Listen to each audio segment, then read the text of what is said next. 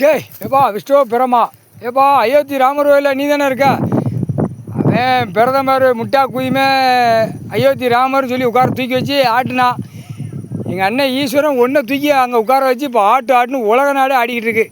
ஆடி போய் கிடக்கு. அப்போ எட்ட நாட்டு சனீஸ்வரியப்பா காவு கொடுத்தாச்சு. பிரதமர் மோடிக்கு காவு கொடுத்தாச்சு. காங்கிரஸ் கட்சிக்காரன் காவு கொடுத்தாச்சு. எல்லாம் டெல்லியில் உட்காந்து ராஜ்யசபையில் உட்காந்து ஆட்டவனுக்கு பூரா காவு கொடுத்தாச்சு.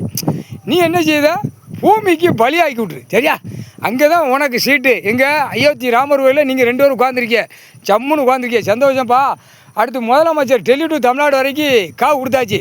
பூதத்தி அரக்கிட்டு கொடுத்தாச்சு. காவு கொடுத்தாச்சு. 76 வருஷம் ஆண்டு காலம் முதலமைச்சர் இருந்த அவன் குடும்பம் பூரா காவு கொடுத்தாச்சு. தமிழ்நாடு காவு கொடுத்து இறக்கியாச்சு. முடிக்க போய் சேர்ந்துருவான். முடிஞ்சு வச்சு கணக்கு. டெல்லி ஊடாளப்பட்ட மாநிலம் இலங்கை வரைக்கும் முதலமைச்சருக்கு காவு கொடுத்தாச்சு.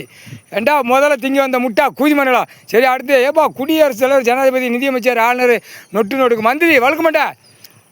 எப்பா இராணுவத்துக்கும் வச்சு ஆட்டுதானா அவன்? காவல்துறை காவல்துறை எங்கிட்ட போகுது. இப்போ அது நமக்கு தேவையில்லை. இராணுவத்துக்கு கணக்கு உள்ளே வரலன்னா அந்த கண்டாலுமே காவு கொடுத்தாச்சு. மந்திரி வளர்க்க மாட்டேன். அவனுக்கு காவு கொடுத்த மாதிரி ஆட்டி எடுத்துரு சரியா? எங்கே விடணுமோ விட்டு தொலைச்சிரு. சோழி முடிச்சிடணும்.